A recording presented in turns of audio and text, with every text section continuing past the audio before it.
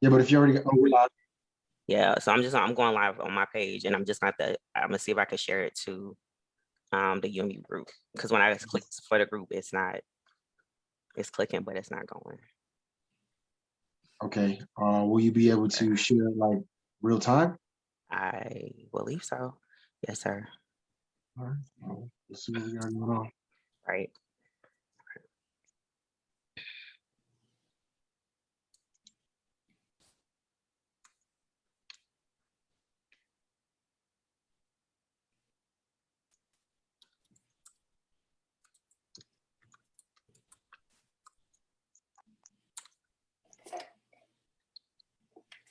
Okay, I'm posting it to our group. All right.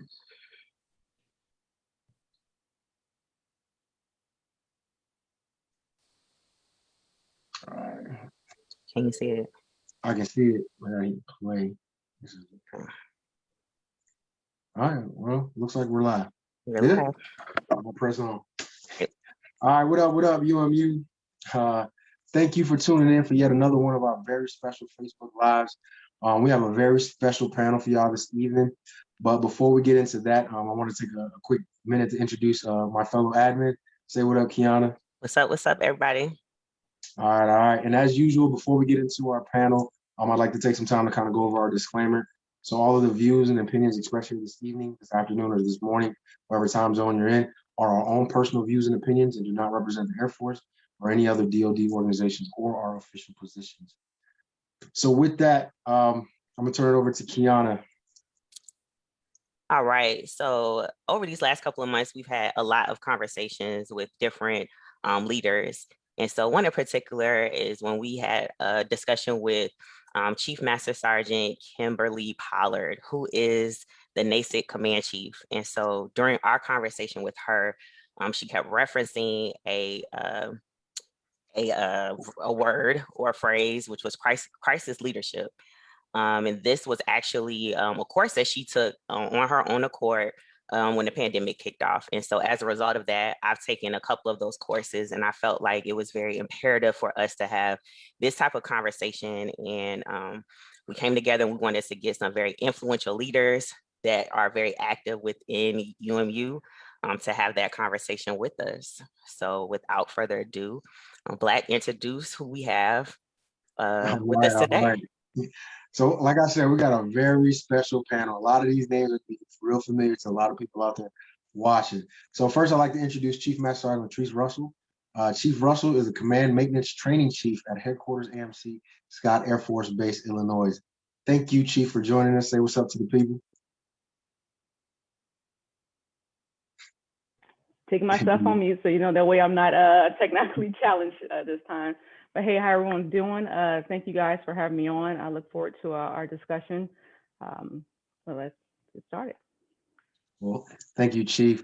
Next, we have Chief Master Sergeant Gloria Weatherspoon, also known AKA as the TikTok Chief.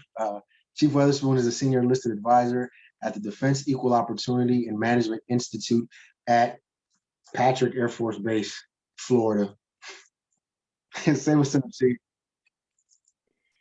Hello, everyone. Thank you to Jay and Kiana for having me on here, and I'm just very excited to be sharing a platform with two amazing chiefs and two amazing senior NCOs. So looking forward to the discussion. Thank you, Chief. Thank you, Chief. If you guys didn't notice, that was my little side eye because she's stationed at like my dream location, Patrick Air Force Base. He's still mad. He was mad a few minutes ago before we started. He'd be okay. I am. Because we still got the heat on. It's still cold here. Like, why? It's May. Why are we still cold? All right, but lastly, but not least, we have Chief Master Sergeant Melvina Smith, who is currently the Command Chief of the 8th Air Force and the Senior Enlisted Leader for the Joint Global Strike Operations Center at Barksdale Air Force Base, Louisiana. Say hello, Chief. Hello, I'm honored to be a part of uMu, and I'm also honored to be joining and being a part of this platform with these dynamic leaders. I know each and every one of them. All right, thank you, Chief. Thank you, Chief. So with that, I'm gonna turn it over to Kiana as she goes into our very first question for the panel.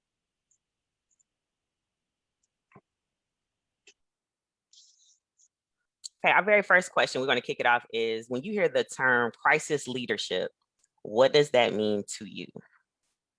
Any one of you all? Well, when I hear the term crisis leadership, I think about it is leading individuals, people, no matter what, through a challenging time, where there's uncertainty, where there's fear, and where someone has to step up and say, hey, I can guide you through this, to be able to manage the emotions and everything that comes along with what's going on through the crisis. So someone who has a better understanding and who can manage themselves a little bit better, help those who cannot try to codify how they feel about something or how they see the situation, and just make sure you give that calm when it's happening. So that's what I see as crisis leadership. Thank you for that, ma'am. Chief Smith? I have nothing to add. I think Trish did a great job explaining that. Absolutely. So Chief Weatherspoon, with this crisis leadership term, what did this crisis reveal about you? Okay, so when we say crisis, so it's been a whole bunch of stuff happening. So what crisis specifically? Any and Are all we of talking them, about Chief. all of it? All of Okay, it. Because it so, all happened like back to back, right after one another. Yes, ma'am. So I'll reference when it felt our world turned upside down, right? Like when we came to the realization that we was not so far of the civil rights movement as we thought we were, when with the murder of George Floyd. So what it revealed is a fear that I had suppressed a little bit, a worry that I had, and the need to want to provide people a safe space because I had one. And so what I did was I just kind of took a leap and jumped out there and ended up meeting people that I never would have met before and reaching out to just to other people. But what it revealed to me is that I couldn't remain silent, and then I had to be a little bit more vocal and visible. All right, Black. All right, so like you mentioned, Chief Weatherspoon, there's been a lot of stuff happening. When we talk about crisis and moments, there's a lot to choose from. My next question to the panel is going to be in relations to your leadership. Over the past year or so, like I mentioned, there's been a lot of things that happened. What was one scenario, one instance that stuck out to you as a leader, where you got an opportunity to lead maybe a little differently than you were used to, or you either intended, or an opportunity that in your eyes enabled you to step up to the plate as a leader? So something that stuck out to you over the past year. I would have to say the global pandemic, it affected everyone. I mean, everyone. So if not directly, then indirectly, there isn't anything that has been bigger, in my opinion, than the global pandemic. The pandemic, it tested our resilience, it tested our resolve. I believe we will have lasting impacts for years to come as we're trying to get over this. It's this generation's 9/11. And I haven't experienced anything like this in my lifetime. So think about it: impacted families, childcare, economically. It impacted us and transformed our force, where we were in a teleworking posture.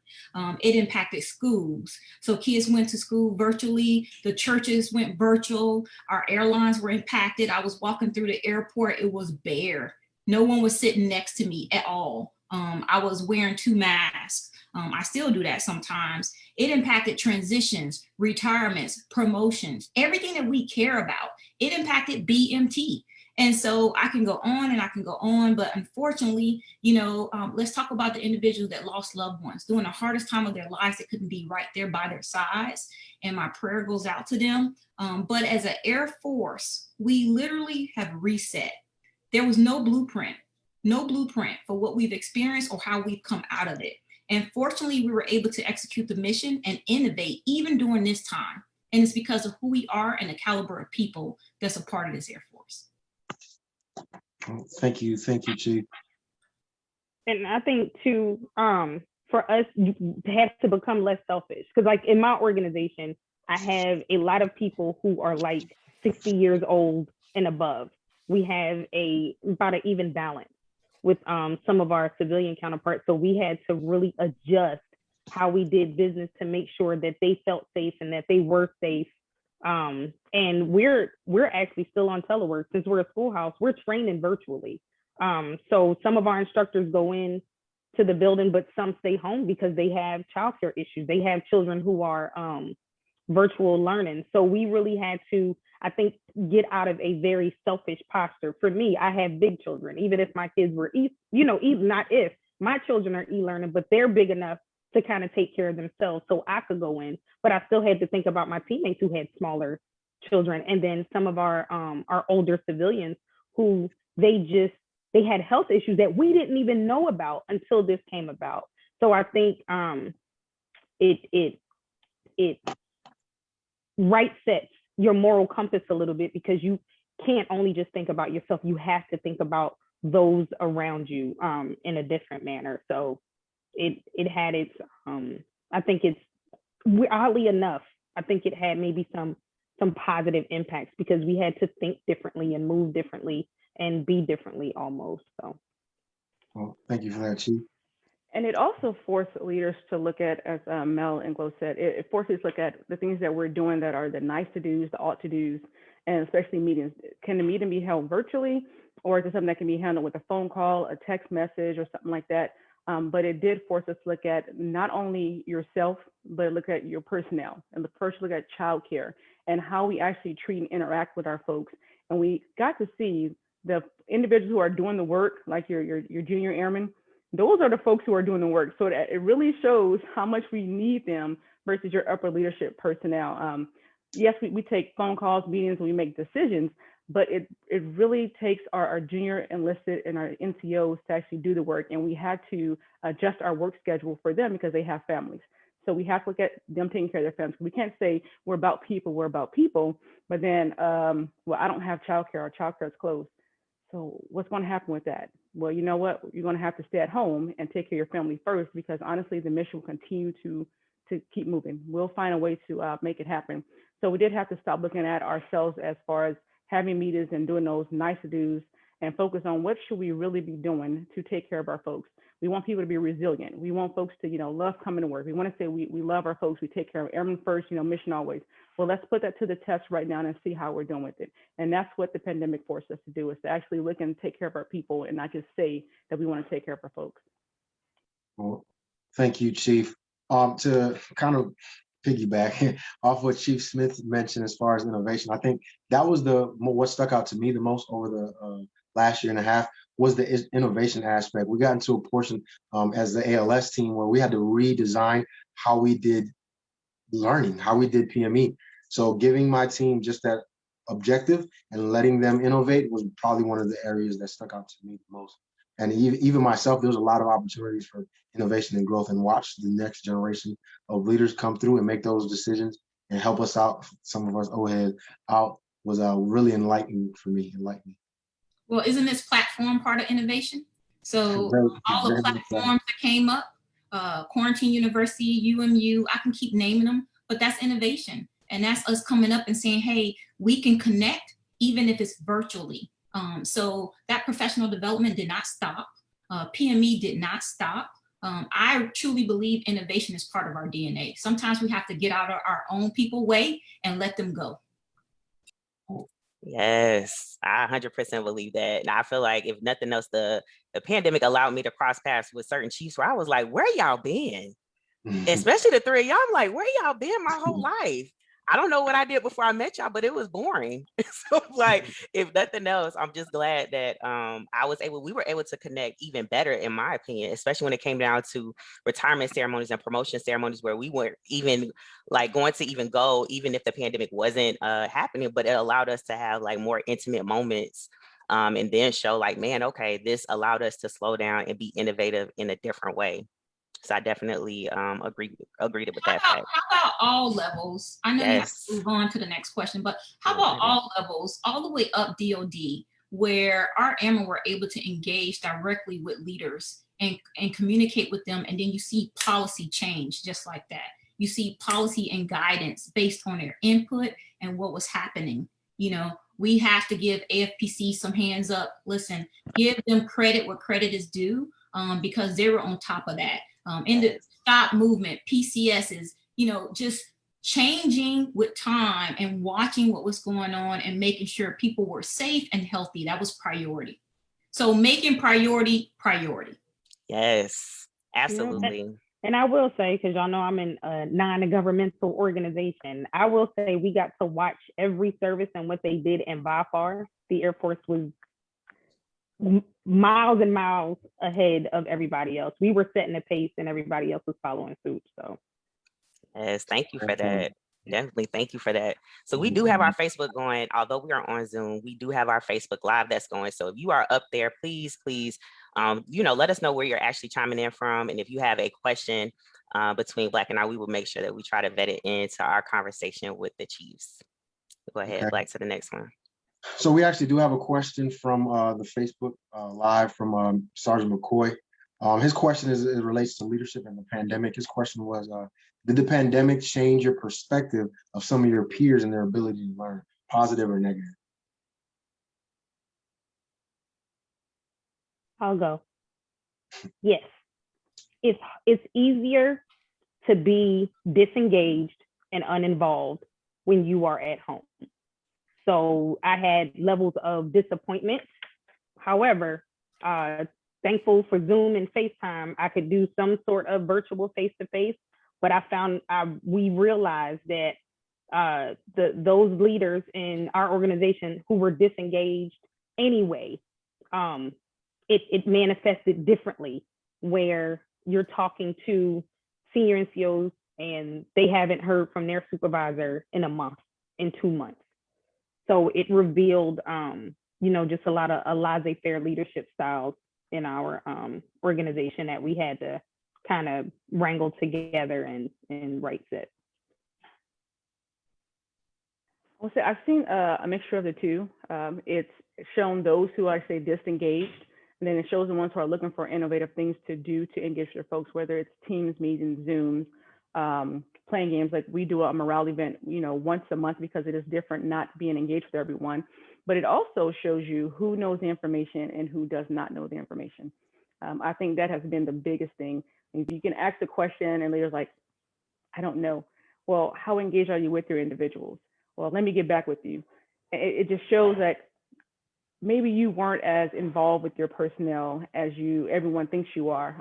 And this pandemic brought that out to show it.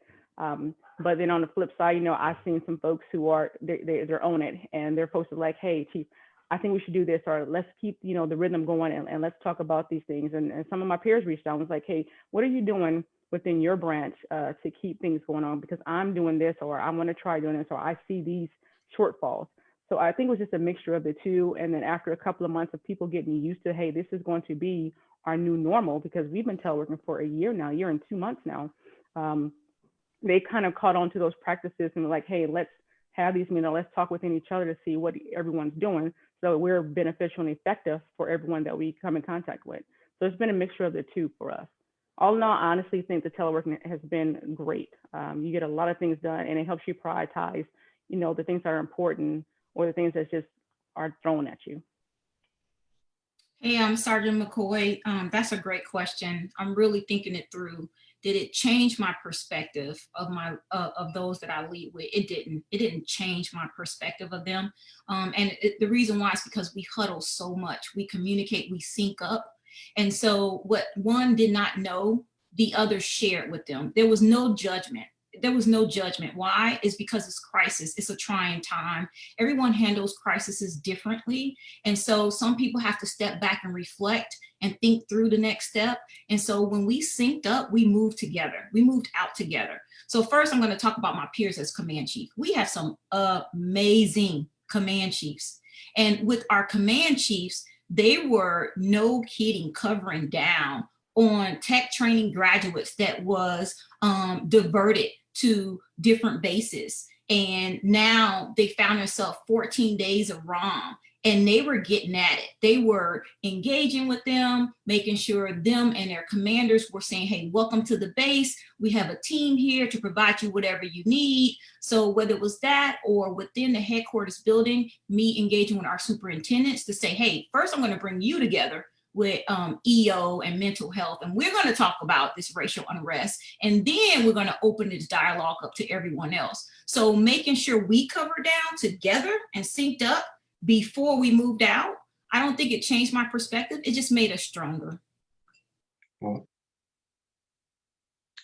and on that same kind of note, as far as during the crisis and leadership, another question to all of my panel members is, during the crisis, do you think that there was anything the Air Force got right, or was there anything the Air Force could have done a little better? And if so, what were they?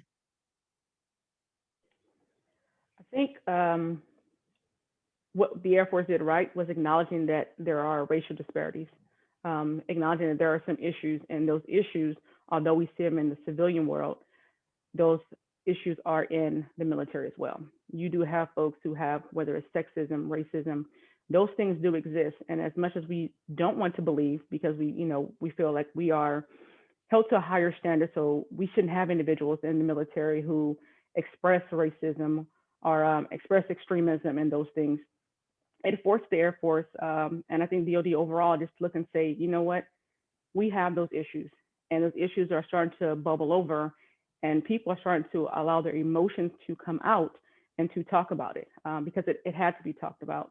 So I think acknowledging that there is a problem, and then giving the platform to talk about it, and even having our senior leaders, Chief Wright at the SecAF then address those things and say, hey, we have to get after this. We all need to talk about these things, get comfortable and being uncomfortable and having those conversations, because it has to occur. I think that's what the Air Force did right, and make it okay for people to say, we have these issues now, let's start talking about it. Let's get after these things. What we did wrong, I don't think we've done anything wrong just yet. We have to continue to talk about it and make sure that folks are aware of it and know that these things are not tolerated, and try to get those individuals who may feel these way, tell them, hey, your service is no longer required, or try to some type of education, because once you're born a certain way and people think a certain way, and that's what you're culturally given, you might necessarily think that it's wrong to judge someone based off those characteristics, even though it is, but your mindset is, it might not be wrong. So I don't think we've done anything wrong just yet. I think that we're addressing it, and we're trying to find the way to navigate through it. So I think that's what we're doing right in the Air Force. I think Treese hit it. I'm going to also add that I think we did a great job focusing on the big A airmen, right? So we focused on the big A. We focused on civilians. We also focused on our retirees. We focused on dependent and spouses, as well as enlisted. We also, again, I'm just going to share this again, we focused on realigning policies as it was time to lift. We were very transparent. I don't know if AFPC slept, but they were pushing information out. Those airmen was keeping us abreast. I was looking at policy, like 2 or 3 things was coming out every single day, and we were trying to stay abreast of that and take care of individuals. Keep in mind, with everything's going on, that's scary for individuals who've never dealt with anything like this, and some of them was stopped. They couldn't see their loved ones. They couldn't be there for them. I think we did a great job, with being transparent and communicating as a whole. The things that we may not have done well, we have acknowledged it. We've acknowledged that we need to do better. We have recalibrated, and we've reset in those areas. And that's what you have to do. I think for me, my perspective, we always, ask as the Air Force is an entity, and airmen are a part of the Air Force. And I think what we have to remember is you can't policy away people problems.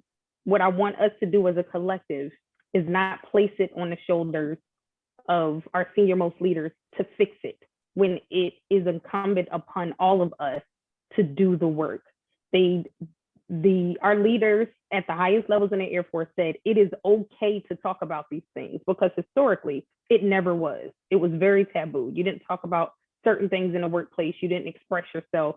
But when we got that, listen, it is okay to be human, to have these feelings, to have these discussions.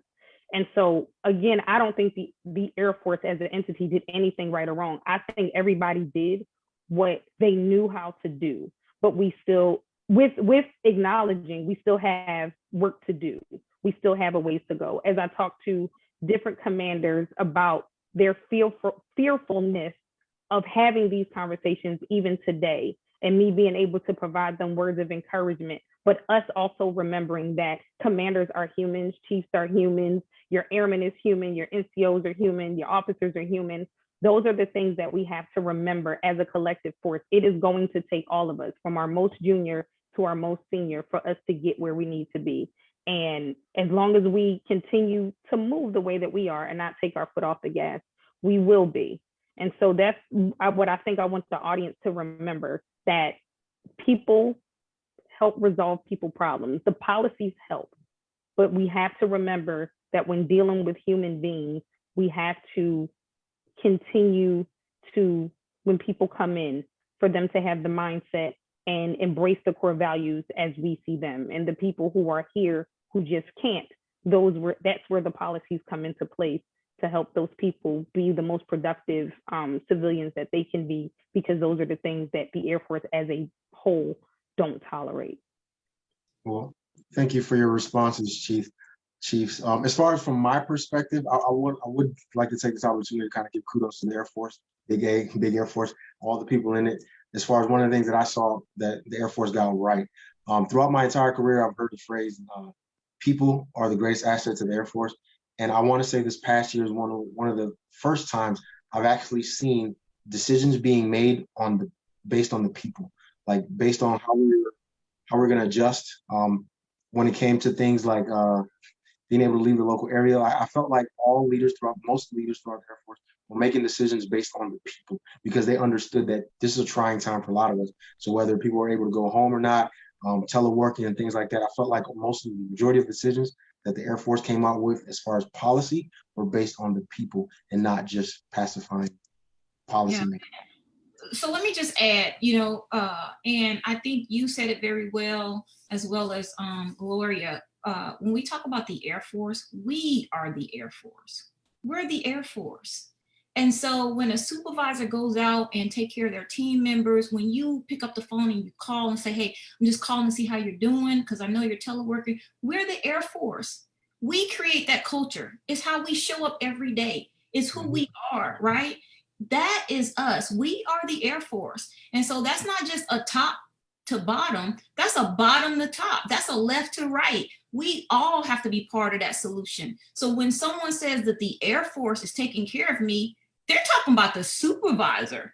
They're talking about that lowest level. We are the Air Force. You have to insert yourself there. Insert yourself there, because that's who we are. That's ownership. That's pride. Come on, Chief. She get to it. Yes. And it definitely just feels refreshing to hear during the pandemic, especially when it kicked off. I was still assigned to AFPC, and we did not sleep. And I had a 5-year-old that didn't understand what was going on. He was so upset about everything. I was working nights trying to push as much content as we could and stay up around the clock as much as we could. So then to hear, from other folks, because we feel the brunt of a lot of things being at AFPC or just a personnelist. So just to hear individuals actually see our efforts in us trying to get there or support as much as we can. And I experienced 2 loved ones that passed away during COVID where I could not go home. I could not go see them. The same thing with my son. I was fortunate enough, though, to be able to send him to go so he could see his great grandmother, the funeral and all of that in a different state. And so all of that was like in fast motion, where my 2-star called and was like, are you going? And I was like, I can't. And he was like, is your son going? I was like, if y'all signed the paper, and he was like, I'm coming. And so like literally we met up, and it was a quick turn. And so just to see that at that level, like to me, I felt like he didn't owe me that, but him doing that is a lasting memory for me. And so those were just certain monumental moments that I definitely will never forget, that I hope that the generation that's coming up, they understand that some of these changes is not something that is of the norm. As far as the way that we were moving in this posture and the changes that we've been able to see at the pace we've been able to see it go. So I definitely appreciate that. And I'm sorry. Sure. Thank you. Thank you, ma'am. I appreciate it. We ready for the next question, Black? Yeah, I think the next one's okay. Yeah, so this one, we call this the mic drop moment. There are tough questions that did come up, and I wanted us to be able to have that conversation in this space. A lot of the junior NCOs or the younger airmen, this conversation or this piece that I'm about to ask you all, and I want to frame the question right. has come up where they think that leaders as yourselves are afraid to have these conversations. So it's going to be a tough question. And so the question is, during the pandemic, when the murder of George Floyd transpired and the disparity reports for our branch came out, a lot of our junior NCOs and airmen, or just let's just say Airman Big A, felt like our senior leadership, the Chief Master Sergeant of the Air Force at the time, and General Goffin, they did a mic drop moment where it was one of those, to their perspective, they felt like this was a time where they finally said their piece because they were leaving, and not necessarily saying it from a genuine space, because there were so many things that transpired prior to the George Floyd murder and our disparity report. So I wanted to get you all's perspective on that, because I actually didn't see it from those lenses. But I think it's something that does need to be identified and addressed, that other leaders may have shied away from, that I don't think the three of you all would. So what is your perspective on that? I don't think that was a mic drop situation. I think that we had leaders for the first time addressing racial issues, because I've been in 23 years. I have not seen a senior enlisted leader that high ranking or an officer address the racial tension and racial disparities issues that we have in our Air Force. So I think it was, from my perspective, you have someone who, if you look at Chief Wright's history, he's told you where he's come from, things he's gone through, what he's been through throughout his life. And so he's experienced some of these things. But then, you know, we're in the Air Force, so we also have to make sure we have a balance of, we're not just representing minorities, we're representing the Air Force. So what is the proper time to speak on those things? And not seem like we're only looking towards a certain demographic of people when we're supposed to be for everyone. And then just going through it and seeing those traumas over and over and over again, we're all human and it all gets to our heart. And so you have leadership who says, you know what, if this is bothering me as a person, I'm a senior leader in the Air Force or a senior leader, period. How are my airmen feeling about this? Who are they talking to about it? Is anyone in their chain of command actually open up and saying like, hey, I know there's things that are going on in the world. How does that affect you? Some people probably didn't have that. And so it got to a point to where I felt Chief Wright felt that he had to speak out, and he had to say something and say, hey, this is what I'm feeling as a senior leader, someone who's been down this road, someone who talks to a lot of people, because you know, he's very personable. So I'm sure he's hearing these things from, you know, airmen, NCOs, senior NCOs, officers who are talking to him, just venting and saying, hey, I feel this way, or I'm not getting this from my leadership, or why isn't anyone recognizing this? And so he had to recognize, he had to talk about it because he's a person. It got to a point to where he had to say something about it because he understands how people feel about it. So I didn't take it as and I apologize for my dog barking, you guys. I didn't take it as a mic drop. I took it that at this point in time, he said, someone has to speak out and say something about this. And I'm in the position and I know what's going on. It needs to be me. I need to say something. And that should go for anyone, no matter what your military rank is, what position you sit in. If you know there are injustices going on in the world, you know that your people are hurting and they might not have anyone to talk to. As much as we don't want to believe that, you know, we feel this in the Air Force, we do. So why not speak out about it? Why not say something? Just to educate people and also let folks know that you're not alone. You have a platform that you can talk to, and he has the biggest platform. So why not utilize and say, hey, we're on your side. We understand that there's things going on. We got to talk about it. So I did not take that as a mic drop because he's leaving. I took it as, hey, this is an opportunity for us to start addressing the pain that our airmen are going through. Even though I am stepping out, I am passing the torch for the next leaders and all leaders, not just, you know, the Chief Master in the Air Force, the Chief of Staff, commanders, chiefs, airmen, NCOs. I'm opening the door for everyone to talk about it. So let's not just stop and figure it's a leadership problem. This is an everybody problem. No matter how you want to look at it, everyone has to address this and talk about it. And that's what I took him just addressing it as. And it took a lot because I've never seen that before. And I said, this must be extremely painful for him because he chose to talk about it. And it made me feel better, honestly, to see that one of my senior leaders actually opened up about it and said something and then actually started the dialogue amongst everyone to say, we need to start having these conversations because this affects our airmen. and not just, the enlisted folks. It affects the capital A when it comes to our airmen. And if we want them to be focused on the mission, to do the work, and to feel that they're included in the environment, we have to make sure that they're truly included in their environment, and they have to be able to call out things that are wrong, whether it's their supervisor, whether it's just a peer or someone junior ranking. And I think Chief Wright and Chief Goldfing opened the door for us to start having those conversations. So I didn't take that as a mic drop. And we also have to understand that these conversations are difficult for leaders. Some of these leaders have never had to deal with these things before. They don't know how. Some individuals, I think, well, where they were born. They might not have been born around minorities. So they don't know how to, one, not offend you, but also not show their ignorance because they're in a leadership position and they don't want to come across that way. So we have to give people the grace, say, hey, why aren't you having this conversation? Or it's okay to have the conversation there, and just make sure that we're open about it. Absolutely. I appreciate that. I truly believe it took moral courage on their part. I won't attempt to speak for those leaders because they have a voice of their own, but my perspective has been, and I may not be hip, right? But my drop is usually a positive reference. So if this is if this is in a negative way saying mic drop, I will have to disagree on this one. Yes. Right. And so I will tell you that I know these leaders and I have personally served alongside of them. And I believe it was handled appropriately. As a matter of fact, after his letter, I believe they both came up and they spoke about it. And if you go look at the video, I believe they both acknowledged that they came a little late, right? Yes, ma'am. In addressing it. These are their words. These are not my words. Yes, Chief. But I will also tell you, timing is everything. And it's important to not talk and speak out while you're emotional. You have to stop as a leader, right? That's that emotional intelligence. And you have to be very thoughtful in your approach. And I think that we were as the Air Force. So in my perspective, I believe they sprinted through the finish line. Let me tell you why. I applaud them for staying the course. They were on their way out the door and they could have said, I'm not going to deal with this. I'm going to let the other team deal with this.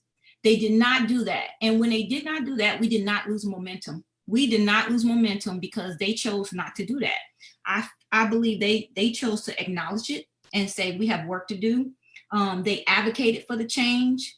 They ignited the actions that was going to happen after that. We have not just had one survey. We've had more than one survey go out. And then guess what? They had a hand in developing and picking the talent that was going to come right behind them. So we have another CSAF, we have a SIMSAF that came, they grabbed the baton and they kept going and they kept moving forward. Not only did they move forward, other services grabbed the baton as well and they moved forward. So, I believe it's a testament to their leadership. I believe that they left us in really good hands right now.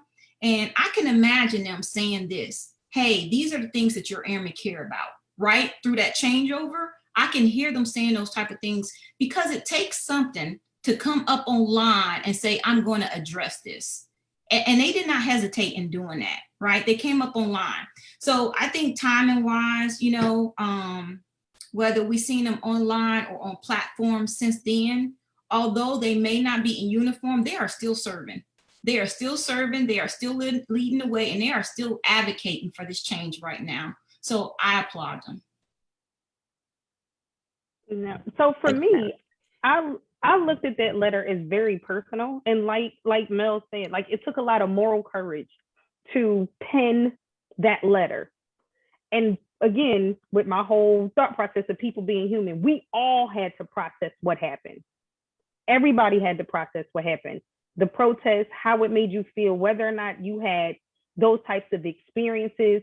For the first time in the 20 years that I've been with my husband, he shared with me an experience that he had that I didn't even know about. So again, like Tree said, grace and mercy, because that whole situation was something that had to be processed. And when that post came out, that was very personal to that man. So if you paid attention to him at all, he's never not been one to be honest about how he felt about whatever. So it wasn't a surprise, but understand that he had to process it to use his words to be as powerful as they were.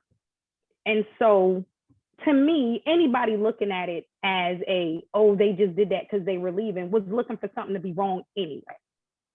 It took a lot for somebody who it probably touched a little bit more than we're acknowledging to say the words that he said, for them to hit the way that they hit and be as powerful as they were. So him and General Goldfein get a high five, but let's not forget General Brown either. General Brown also came online and talked about how he felt. And that was powerful as well, because to be vulnerable in that space takes a lot. That's something I'm practicing now. You know, y'all, the TikTok chief, I like to have fun. Me doing my first one and people liked it. I was like, oh, so I'm not corny. It takes a lot to put yourself out there for something so serious and so emotionally impactful to other people. So I would say to anybody who looked at it negative or felt like, you know, this was only happening because they were leaving, sit back and think about how this impacted you and what 2 words did you put together to be as powerful in your space of influence? Absolutely. I think the biggest thing for this is just to remember the generation that's coming behind us, with them being vocal. I often have this conversation with my peers. We have to allow these airmen to say how they feel, exactly how they feel, and not be so concerned of if they are disrespecting whomever, because their feelings are valid. And then my caveat to that, to the younger generation, is we're in such a rush for people to understand us that we also need to be understanding. So it's good to say how you feel, but then also take a beat and listen to what is being said. Where I can't even think, after they've even had that conversation, any other branch, their leadership coming and having a conversation as intimately as these 2 leaders have.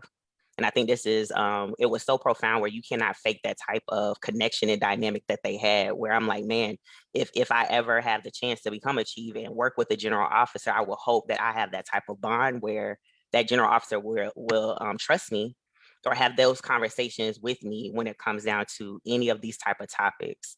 But I'm like, even if they felt like it was something that was negative, because of how they're feeling, because of how these airmen are feeling, allow them to say how they feel so we can address it and give them a level of understanding.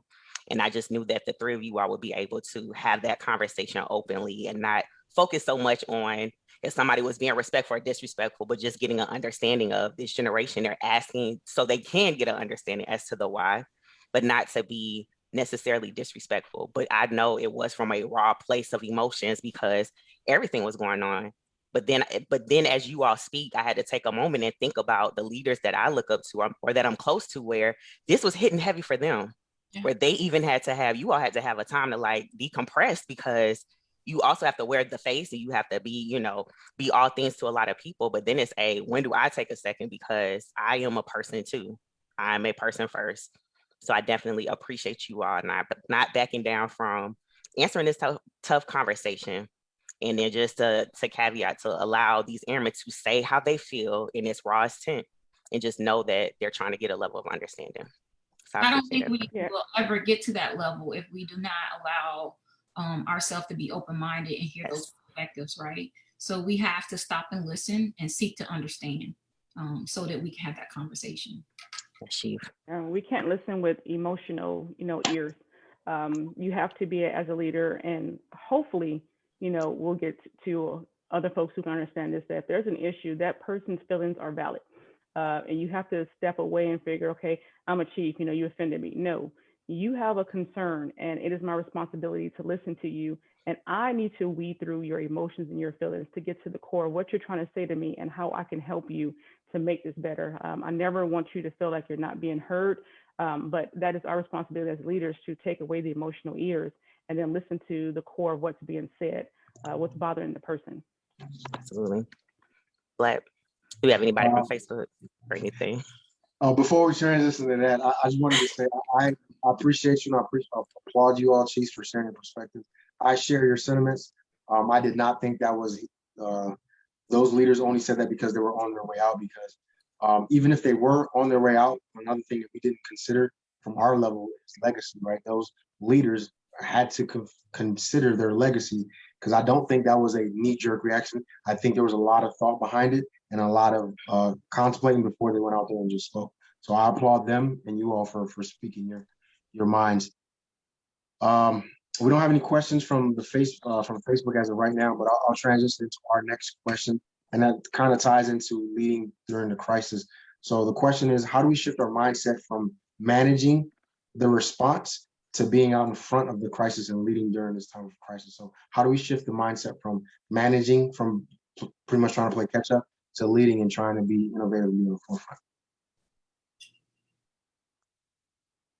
You know, I think managing when it comes to a crisis is being reactive, just waiting to respond. And leading is being proactive, you know, being engaged. You know, I'm a communicator. So communicating, making sure you're hearing from everyone. Everyone is part of the solution. Bring them together and collaborate so you all can move together. Leading from the front, you know, and being transparent. And I think that's a huge difference. But leadership in general is inclusive of managing. You have to know when to do which. But managing is reverse. It's hard for a manager to be a leader. I think too, for me, to be honest, I think if we continue doing what we're doing, right? Like we're having the conversations, knowing what's going on, letting the dialogue be open. So airmen will share what's happening with them, what's on their mind. Because there's still a lot of stuff happening in the news that before was taboo, we shouldn't talk about.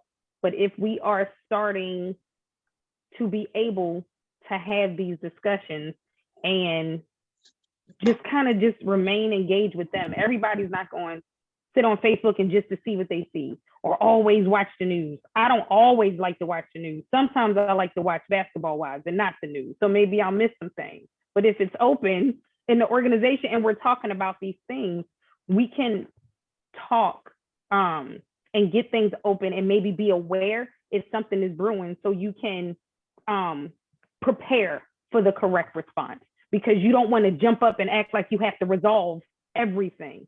But if you are engaged, just like she said, talking, communicating, and being with your people. And we say this all the time. This is the most cliche phrase I've heard in my entire Air Force career. Get out from behind your desk, right? It works. We can be able to at least posture a response if required.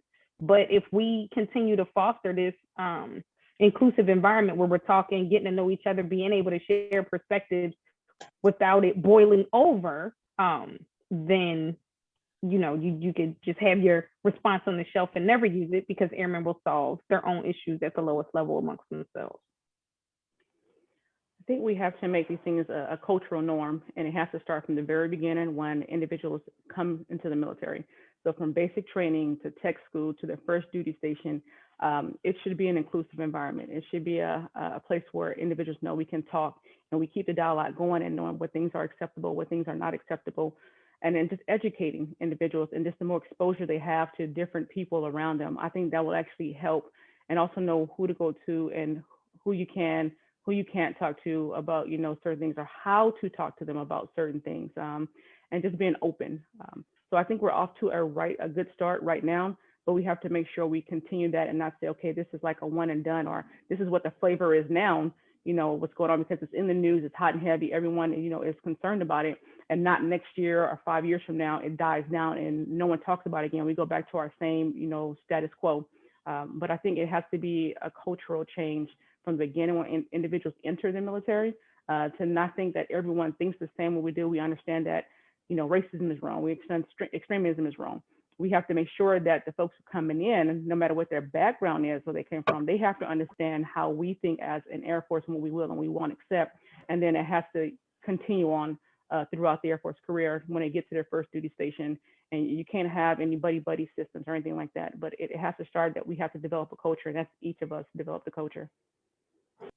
And Therese, let me just add on that. We have to be the ones to step out and communicate with our team members and reach them.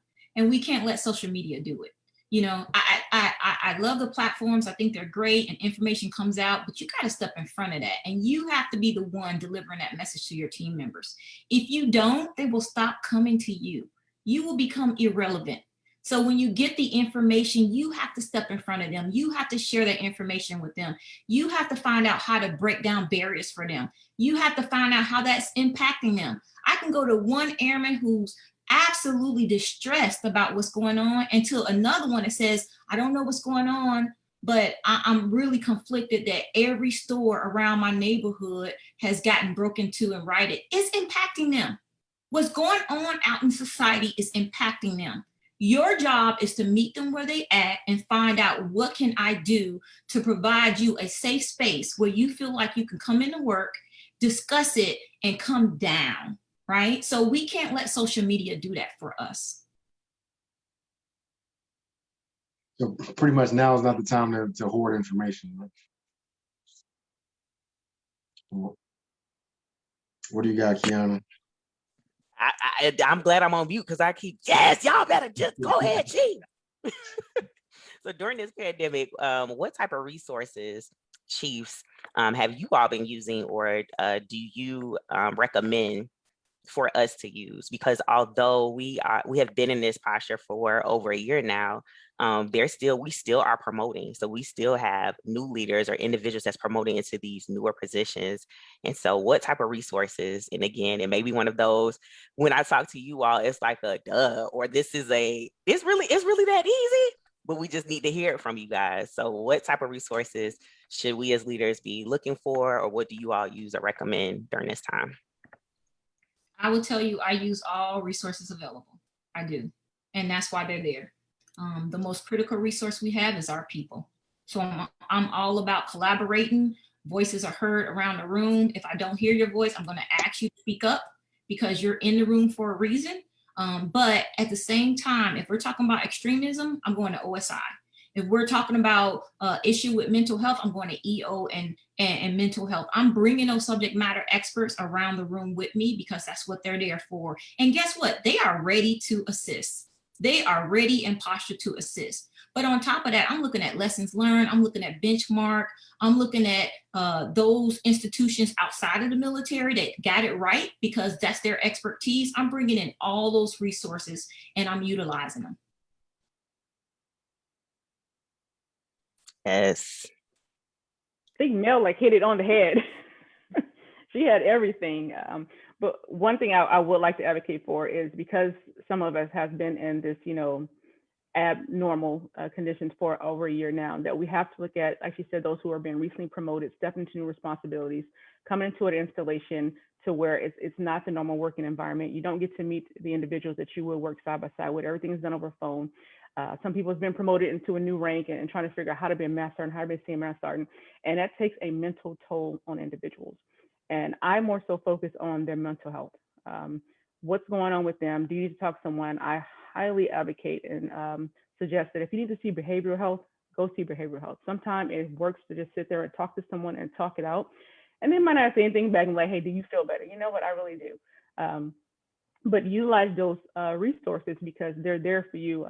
You can't lead people. You can't be great in everything that you want to do if your mind is not there. And your mind has to be right. Your mind has to be ready, especially if you're a leader, because you're in charge of leading other people.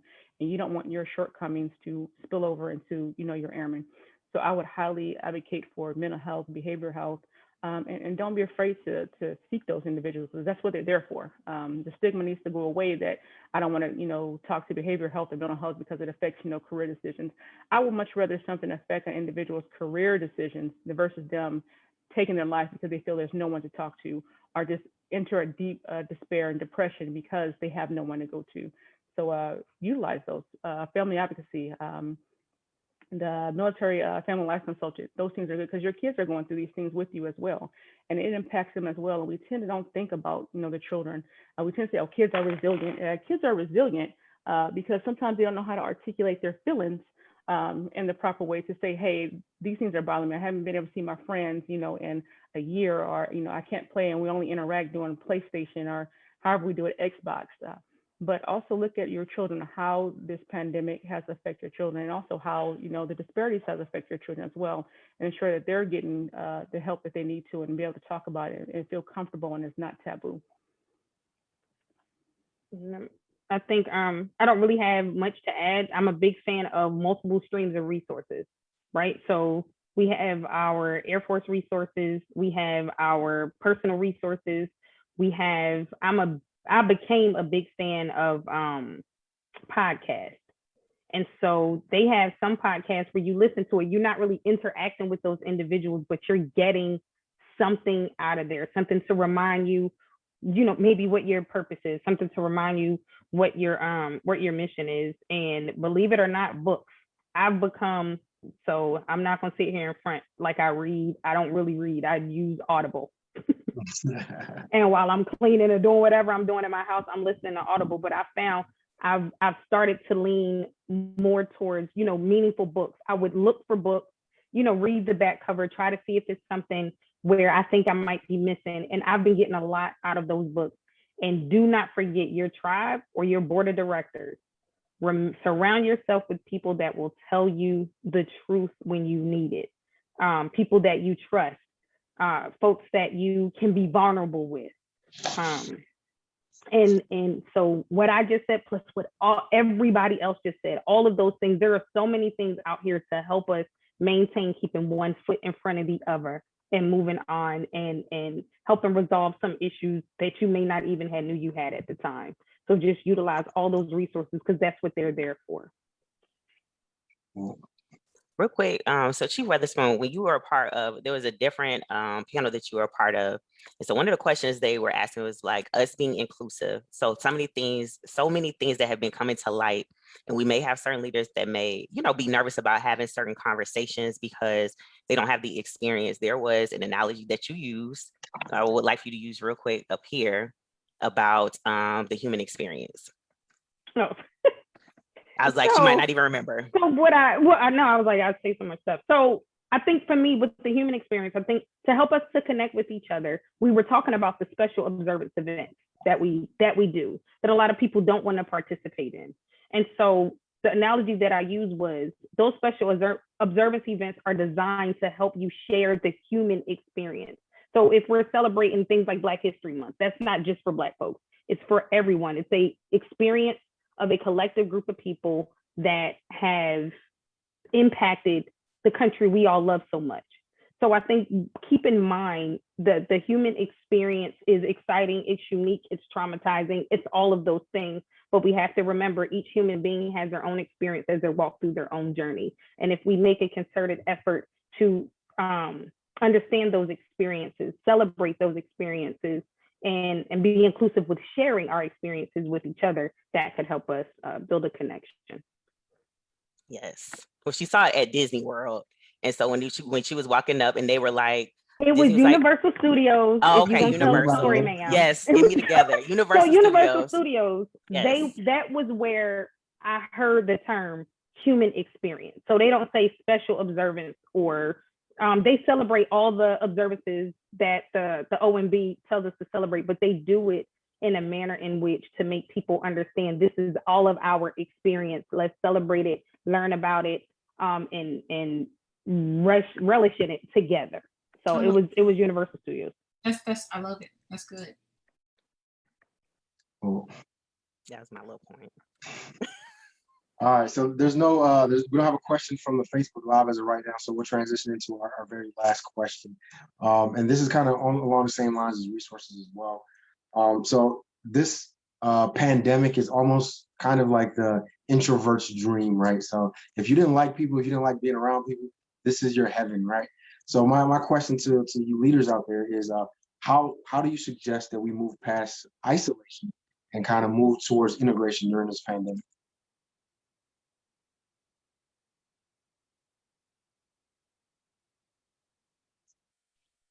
Because some of us are afraid, like me. So I think I go to certain places where somebody can still bring something to my car, or, if I'm out, because a lot of my friends, they move like the pandemic is Monday through Friday. And so on the weekends, it's like to them, the pandemic has taken a break and they're out and about. And so I'm trying to find my balance because I have experienced the loss of loved ones. I don't want to live in fear, but I also want to kind of integrate a little bit. So it's how do you all like find the balance between that? Because some of us are struggling a little bit, like me. Well, you have to figure out what's okay for you and what's safe, whether it's going someplace. Still, of course, do your masks, all the health precautions that they give you, and don't overexpose yourself unintentionally because it's not Monday through Friday. So you shouldn't be at the club or the skating rink on Saturdays, or just big gatherings. But be smart about it. You can slowly interact and do things. Like my family, my son went to go to the movies. We went to the movies for the first time in a year. However, we had a row to ourselves, and of course, we had to reserve the seat. We had to do the food, ahead of time. And there were probably 10 of us in this giant movie theater, but it was okay because we had one way to come in, and then we had one way to go out. So just small things, just to get back to the normal way of living. But I would encourage you, don't live in fear. We've had a lot more folks die from flu than COVID. However, COVID is very seriously. I had it in November. I, like your son, I felt like I was going to die, but I recovered. And just take those slow steps to get back to what your normal was, but just with just parameters around it. You have to figure out what works best for you and what you're safe with doing. And some things that you probably don't need to do. I actually like being in the house now with my family a little bit more and not being out and about all the time. And it helps you save money too. I think you have to adhere to the guidance. So everything Tree said, but you definitely have to adhere to the guidance and those subject matter experts. When I think about integration, I think of physical integration. And I just have to say, in order to physically integrate fully, we're gonna have to be vaccinated. We really do. And so I'm vaccinated. It is a personal choice, and I respect others' choices and their decisions. I can understand why some will be still reserved and saying, hey, that's not something that I want to do right now. I could tell you I have faith in science. I'm God-fearing individuals as well. I believe in being a good wingman. I believe in taking care of my family. I believe in, especially I have older family members that I want to be around them, my kids, and being a part of the community at large. So I do believe that vaccination's got to be a part of that. But I also think just, innovation, communicating and educating yourself so you can be smart, you can make the best decision for you and your family is also important. But when we start talking about integrating, they talk about herd immunity. Should you get vaccinated? That's not a decision for me to make. That's a decision for you and your family to make. Right now, while it's emergency use, I believe it should stay voluntary, until we get to a point where it's fully endorsed as a vaccine, and then we can treat it like the flu shot. But until then, just make the smart decision. And if you feel like that's not for you, then I respect that. But now you have to definitely go by the guidance, wash your hands, wear a mask, social distance, because we're not out of this. We are not out of this at all. And so just be safe in the things that you do. I'm glad you said that, Chief, because I didn't even consider getting the shot until I saw leaders like you and Chief Weatherspoon get it, and even Black, because when they first came out with the vaccine, my family, my mom and them, or my friends and them, we was like, we're gonna let the first little piece, the first like sweep, go ahead and do it. And we were nervous. And then when you all got, I said, well, when did we're not afraid anymore to get it? And so, I asked certain individuals their why as to why they received it or why they got it. And so individuals like Chief Weatherspoon and some of my other friends, they were like, well, what's in the anthrax or what's in typhoid? And I was like, well, hold on, that's been around for a while. Or what's in smallpox? So, to put the humor, it's kind of took a slight of the anxiety away, but hearing your personal choice and your stance on that matters. But I wasn't even considering it until you all. And then when my son was exposed, but I was like, when did we're not afraid anymore? Yeah. We're going to go out there and get it.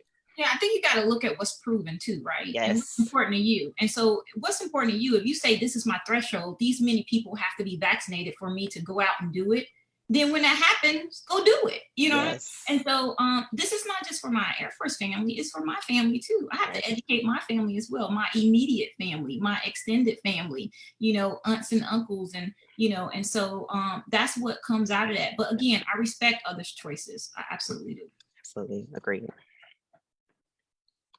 Weatherspoon, you about to say something? Yeah, I think that it's important to understand people's personal choices. My family made the choice to be vaccinated, but I think it's with the physical distancing part, right? There were things that people could have done together. If you wear your mask, you could have took a walk in the park with a friend or something like that. And I think that we forgot about that because they was like, everybody get in the house, you quarantine, and we kind of stayed in there. But I watched the people in my neighborhood, they were masked up, people who live in the same house. And so we started taking walks, and it was funny. Like, we would laugh as neighbors because we would be coming towards each other, and then somebody would hurry up and cross the street because you weren't supposed to be near. But it was okay to go out and get fresh air. You just had to kind of get a little bit creative with it. And that would be my advice. Like, it's okay to take a walk around your neighborhood. It's okay to go to a duck pond if you have one and feed the ducks. Just those different things are okay to do. You don't have to just continuously sit up in the house. I'm very grateful for FaceTime. I'm very grateful for Zoom because at least you do get to see people's faces. And so it's physical distance, but we've been calling it social distance. So everybody been cutting everything out all together, and you don't really have to, right? So the birthday parties on Zoom, and, you know, celebrating these things on Zoom, all of those things can continue to happen. You just have to avoid small crowds. Like Tree said, don't go in the club on Saturday. Like, that's not safe. And so I went home late in the year last year. My cousin was like, we should go out. I was like, nah, I've been watching y'all on social media and now I'm good. My aunt was like, you're not allowed to come here. You know, people come to our house. But rightfully so, because they weren't being careful, right? So you just have to make the smart choice and the smart decision, but you don't have to stay locked up in the house. You don't have to do that, I believe. Awesome. Thanks for your responses, Chief. It doesn't look like we have any more questions from the Facebook Live. So now I'd like to take an opportunity before we wrap it up to open the floor up to my panel members to see if they have any closing remarks.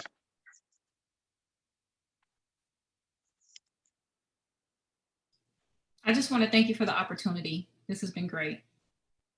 Thank you, Chief. Yeah, thank you, guys.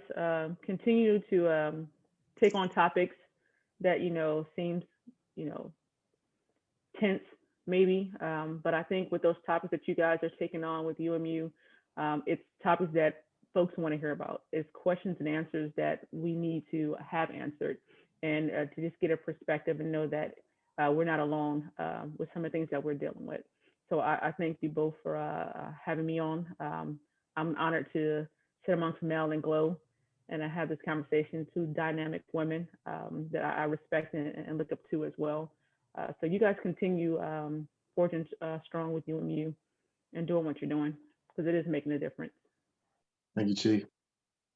Yeah. So I told you too before, like I'm very proud of what you're doing here and what uMu has become over the last couple of years.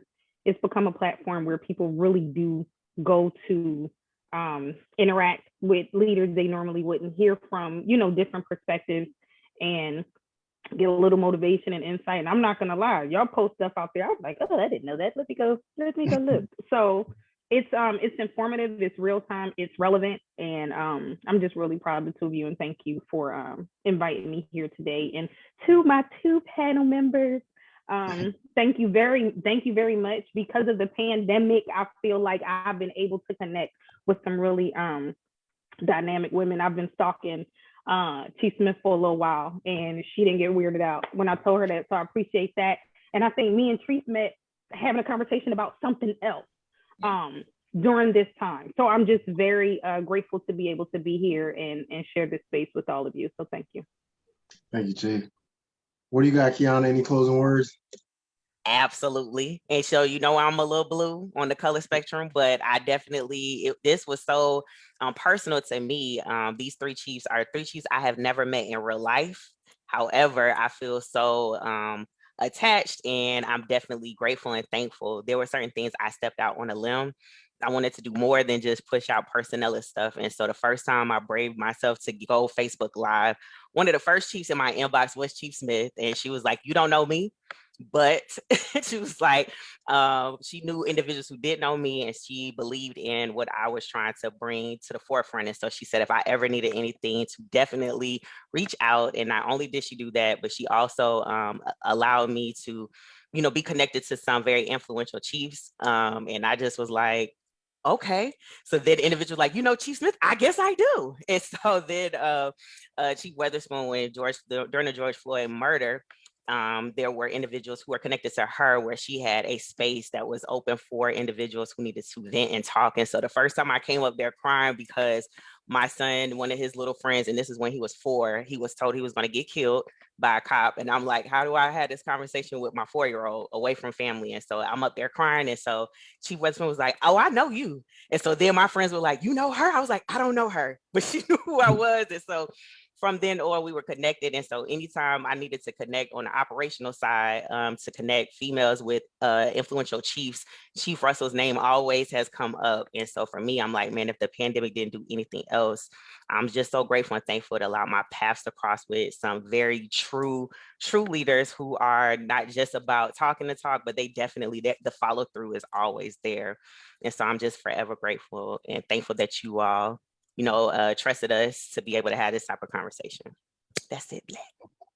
Thank you, ma'am. Thank you, ma'am. Again, to reiterate everyone's point, thank you all, Chiefs, for taking the time. Like you mentioned, Chief Smith, it would be a little easy for those that really never interconnecting with people to kind of stay behind the scenes, but you all are all on the forefront. I see a lot of the things you post. I see a lot of the interactions you have online or the panels that you have or host. So thank you for being vulnerable. Thank you for being available, and thank you for being inspiration to us all. As far as my uMu members that are watching the page, I wouldn't leave you without no quotables. Y'all see me write down some stuff as we go through these panels.